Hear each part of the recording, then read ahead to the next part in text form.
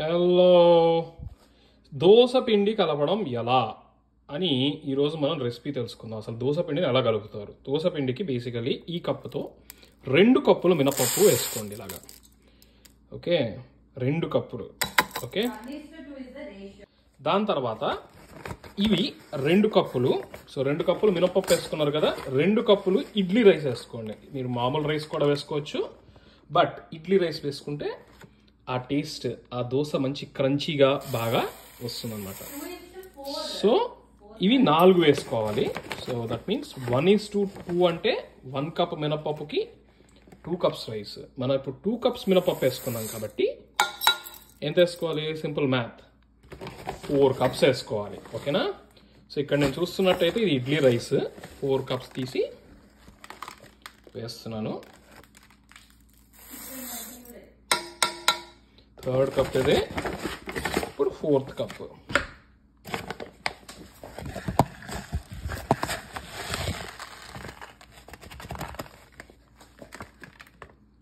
So కొంచెం అటు ఇటు అయినా పర్లేదు కానీ, బట్ కప్ కూడా యూనిఫామ్. ఇప్పుడు నేను ఈ కప్ తీసుకున్నట్టు మీరు కూడా ఒక మంచి యూనిఫామ్ కప్ తీసుకోండి.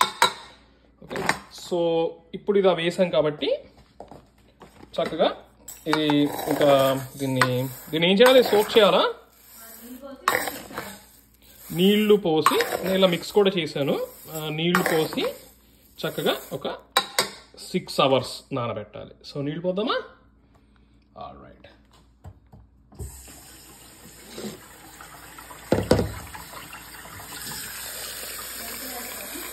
సో దీనిలో కొంచెం మెంతులు కూడా వేసుకోవాలంట. సో మెంతులు కూడా వేద్దాము.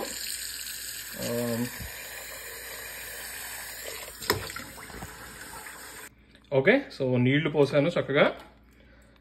ఇప్పుడు దీనిలో చిటికెడు 1 స్పూన్ మెంతులు వేసుకుందాం. ఓకేనా? ఓకే, మెంతులు ఇక్కడ ఉన్నాయండి.